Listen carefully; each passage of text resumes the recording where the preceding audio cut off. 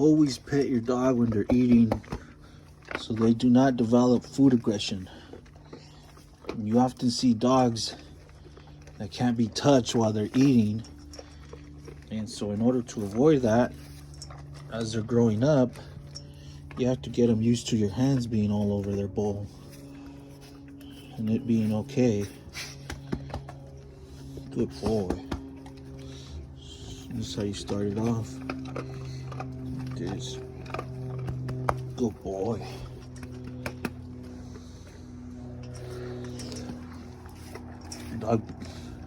The dog better let you take the food away or do whatever you want and not get mad. Good boy.